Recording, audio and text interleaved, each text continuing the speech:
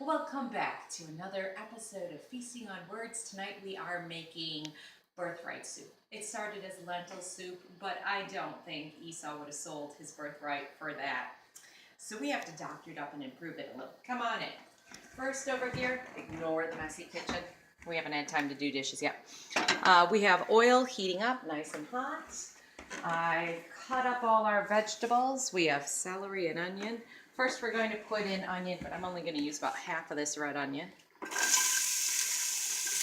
There we go. Smells good. And then we need to add in some garlic. Over here I have some carrots and garlic.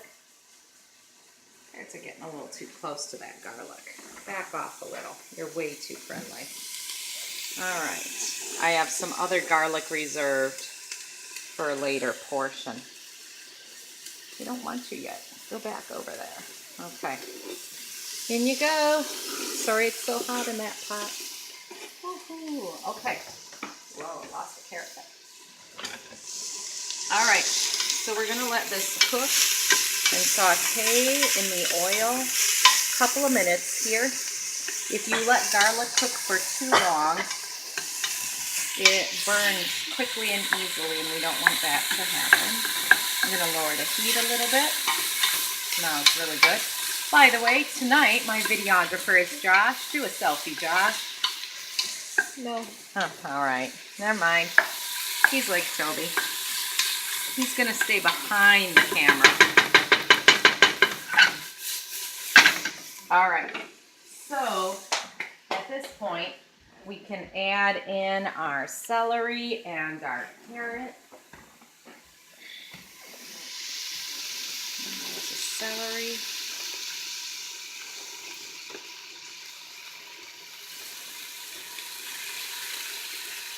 And our carrot.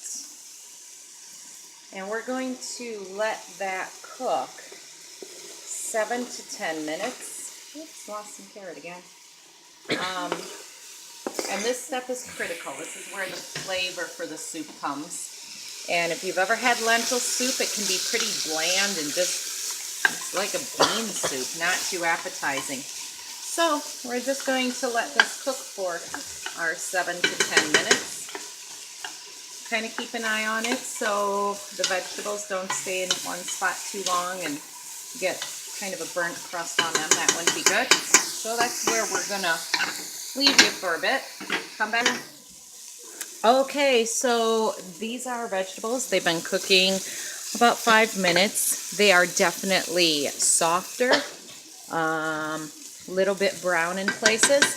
Let me introduce you to our other ingredients we're adding. This isn't in the recipe, but we're gonna add a splash of red cooking wine with our vegetables. That brings all the crispy parts up off the bottom of the kettle.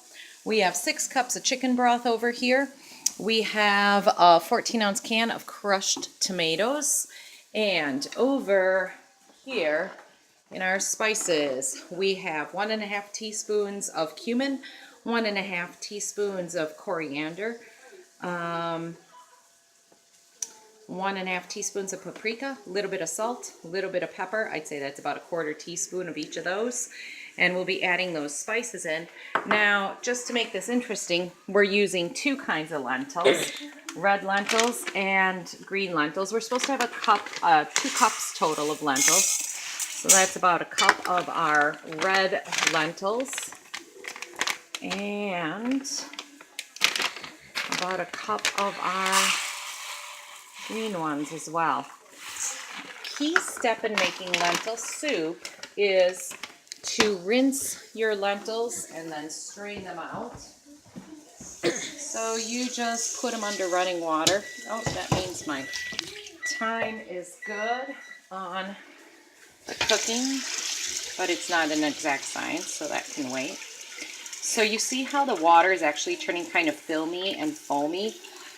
We are washing off some loose skins. You can kind of see them. And some of the starchiness. So you always want to make sure you rinse your lentils. I like to do 3 rinses. You do the same with rice, actually, jasmine rice, and you do the same with quinoa.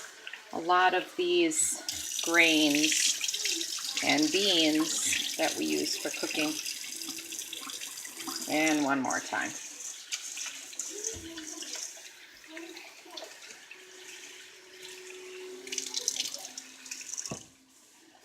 Okay, so just to get the rest of that water out, I'm going to use my strainer.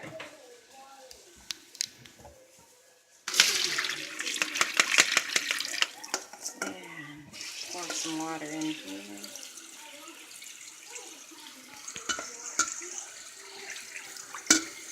Yeah. Okay. And then I am just going to let the water drain out of here while I quickly add my other ingredients. You see how the bottom of the pan is really brown now from the onion and such cooking? So that's what the wine does. It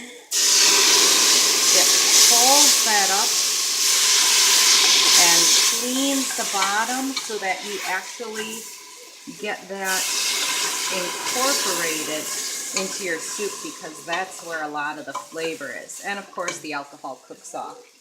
So that is one of those cooking secrets so that you get a flavorful soup. Pour in chicken broth. And that sizzle just died away with all of that. Pour in our crushed tomatoes. I do not like a lot of tomato flavor, but the second day you don't taste it in this soup. So probably by the time you sample it in class, you're not going to taste tomato. And I always like to take a little extra water, rinse out the can, and then pour that into the soup.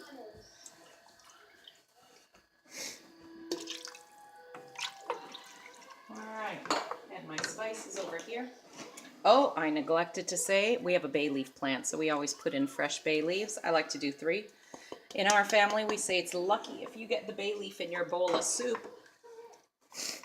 And since I have 3 kids, we tend to put 3 bay leaves in most of the things we create.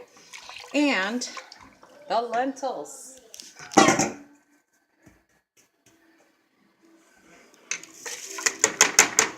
Okay, so this phase of the soup making is now done. Now we're just going to wait for about 35 minutes or so until this has cooked up and the lentils have gotten soft. So see you then. All right, welcome back. Now, one of the things with lentil soup is it'll get this scummy film on the top as the lentils cook. And we're just going to get rid of that. Skim it off the top. Some lentils will go with it, but it's okay. They're very plentiful. You won't miss them if they're gone. But we want to get that scum off. It just makes for better lentil soup without it. The flavor's better. Okay, so over here on this tray, you can see I have prepared our meatballs. You know, Esau hunts. What is a soup without meat for someone like Esau?